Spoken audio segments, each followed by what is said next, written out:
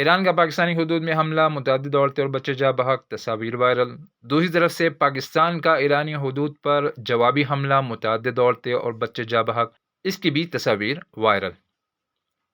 اس سے صرف نظر کہ عالمی قوانین اور جدید ریاسی اصولوں کے مطابق دونوں نے صحیح کیا یا غلط، یہ ہمارا آج کا موضوع نہیں ہے، بلکہ ہماری اس ویڈیو کا آج کا موضوع یہ ہے کہ ہمیں اپنے دیندار اور علماء کرام پر تعجب ہے کہ یہ لوگ کیسے پاکستانی فوج کے اتنے بڑے غیر شرعی عمل پر اسے مبارکباد دے رہے ہیں، اسے سراہ رہے ہیں اور اس کی حوصلہ افزائی کر رہے ہیں۔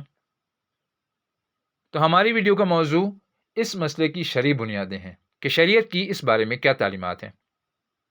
دیکھیں، اصل وجہ یہ ہے کہ یہ اسی منحوس وطن پرستی کے اثرات ہیں جس کے بیچ پاکستان کے مذہبی طبقے میں اسٹیبلشمنٹ کی طرف سے بوئے گئے تھے، اور چند سالوں سے اس کی کوششیں جاری تھیں کہ مذہبی طبقے کے اندر وطن پرستی کے اثرات پیدا کیے جائیں، ان کے اندر حب الوطنی کے نام پر وطن پرستی پیدا کی جائے۔ یاد رہے، ہم وطن پرستی کی بات کر رہے ہیں، یہاں پہ حب الوطنی کی بات نہیں کر رہے۔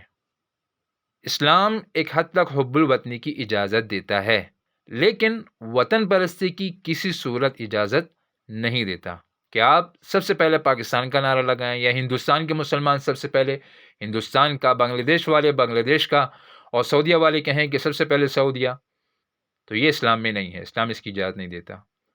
اور پھر اس نام پر شریعت کی ہر حدود پار کی جائیں، شریعت کے تمام احکامات کو پامال کیا جائے، تو یہ ایک سوچنے کا مقام ہے۔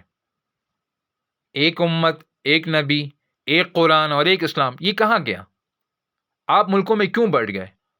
اور جب علماء کی طرف سے ایسے کاموں پر مبارکبادیں آئیں گی، ایسے کاموں کو سراہا جائے گا، تو پھر شکایت کس سے کیجیے؟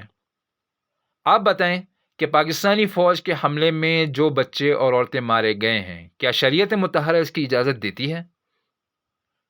جو اسلام جنگ میں کافروں کی عورتیں اور کافروں کے بچوں کو قتل کرنے سے بھی منع کرتا ہے، کیا اس اسلام میں کسی دوسرے ملک کے مسلمان بچوں کا قتل جائز ہوگا؟ صرف اس بنیاد پر کہ وہ دوسرا ملک ہے اور اس نے ہم پر حملہ کیا ہے، لہٰذا ہم بھی جواب میں اس ملک کے رہنے والے مسلمانوں کو قتل کریں گے۔ اس سے صرف نظر کہ ہم پر حملہ کس نے کیا تھا اور کون اس کا مجرم تھا، تو شرعی مسائل تو آپ بہتر جانتے ہیں۔